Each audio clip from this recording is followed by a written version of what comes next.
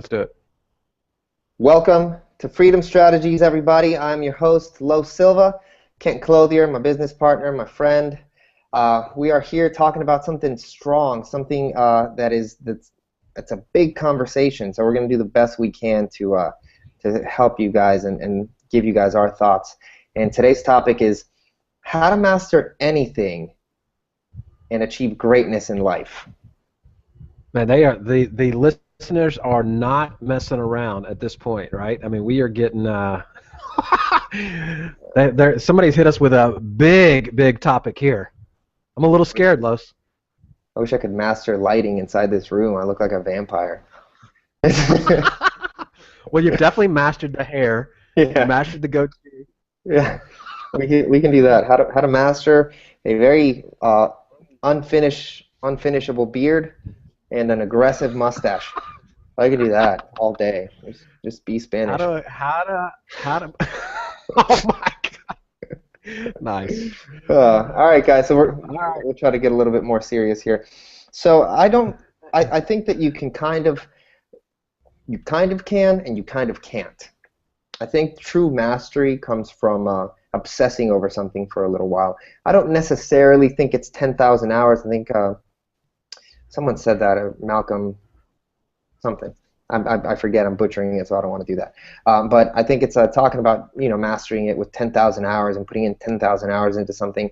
That's a lot of hours, and I don't know if everyone's going to always put in 10,000 hours and master a lot of things. And then you have the other school of thought, which is kind of like Tim Ferriss talking about you being able to master things in 4 hours by just kind of going out and getting to the best and finding out the best things. So I guess my quick hacks combined with general overview knowledge would be get a mentor in whatever you want to master and put aggressive time into that and just dive deep. Jump into that water as deep as possible with the best person you can find. If you either have the time and you want to put the 10,000 hours, good for you. That's awesome that you have 10,000 hours. If you don't, do the hack. Go get to the best person on the planet. Go get a mentor for these things. Dive deep with him and have them guide you. Yeah, I would agree with all that.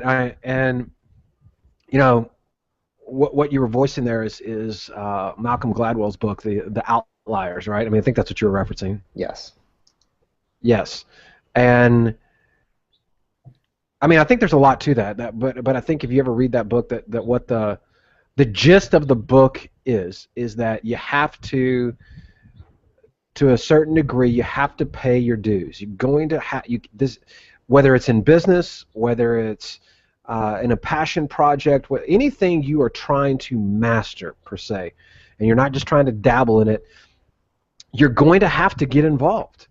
One of the things I think that's a little tricky, I see people doing this quite often, is they create this perpetual rhythm of failure, and they don't realize they're doing it. And here's what I mean. Is they go off and they got one thing going on. They may be working a 9-to-5 job, and then they're trying to be an entrepreneur. They're trying to start, maybe it's an online business, or maybe an MLM thing, or maybe they're trying to be a real estate investor, or whatever the case may be. And they're dabbling at best. They're not trying to master anything. They're not hiring a mentor like what you talked about. They're not really investing a lot of time, effort, or energy into it. And then they look up in a year or two, whatever the case may be. They've spent a lot of money. They've burned through a lot of money. They've burned through some time, and they suddenly turn around and say, "Oh yeah, well, you know what? That stuff doesn't work. I tried that and it didn't work. Whatever the case may be." And in turn, no, you created that situation, right? You didn't commit. You didn't try to master anything. You weren't willing to pay your dues. You weren't willing to get in there and do what you needed to do. You weren't willing to invest in your future. You weren't willing to invest in a mentor, and you weren't willing to do any of that stuff. So you created that failure. So in order to master something, I think you got to commit, man. You got to commit, and you got to commit at a very, very deep level, which is all the more reason why you have to be passionate about it. Because one of the things that's certainly true is you are going to be tried. Your patience is going to be tried as an entrepreneur, and just in general, anything in life. You're going to you're going to have some challenging times. And if you're not passionate about it, if it's not something you love, if you're not, doing it for a much bigger reason than yourself or for money, then it's in those times where you'll probably fail. And so it's important to be passionate about what you're doing. It's important to be, to love what you're doing. It's important to find that as early as and often as you can, and to commit to it fully and with every fiber of your body. And it's in that process that I think you truly are so committed to it that you inevitably become a master of it. Yeah. That would kind of be my take on it. I think mastery and greatness come from wanting growth, success, and just to achieve something amazing. And so you have to ask yourself, if you want to achieve and become a master at something, well, why do I want to become a master at this? What do I want to achieve? Why do I want to be great in these things? And I think that all that comes from the desire of something. Whatever desire that is, you have to find that, and that's what's going to keep the will for you to keep moving, because you are going to be tested. You can't help it in life to eat a little bit of shit sometimes. It's going to happen once in a while. You know what I mean? You got to say, hey, that happens. I'm going to get up and I'm going to keep moving. If that's never happened to you, you're awesome. But I don't know anyone in the world yet, I have not met, that just said, yeah, I woke up, life was great, hasn't stopped. You know what I mean? So you have to, I think mastery comes with the desire to continue and to succeed and to just put the time in. And if you want to save a little bit of time and just gain some knowledge from people who are masters, go out and seek those masters. That's exactly how you learn martial arts. You go to a master, a sensei, and you learn martial arts from that guy. That I'm doing right now. I went out and I found a personal trainer to help me with my diet, just because I wanted to master that. I know what I'm doing. I don't want to think, though. I don't want to think that hard. I don't want to really break things down. I just want him to tell me what's going on. I want to learn from someone who's better than me at it, and just grow as fast as possible. Yeah, and I think if you guys will go get that book, Outliers, it's a really, really good book, and it really kind of breaks down kind of what Los is talking about. And I think it, one of the things that's real that I thought was really powerful in it is exactly what you're talking about, the value of mentoring, right? The value of somebody kind of clearing the path for you. And it's also talked about in Think and Grow Rich by Napoleon Hill, the fact that there are people around you, or there are people out there, I should say, that are willing to kind of show you the way, and that you are a product of that. If you, in any way, shape, or form, believe that you are going to go off and have the kind of success that you truly want and that you truly desire without help from anybody, you're crazy. It just doesn't work like that. That's not the real world.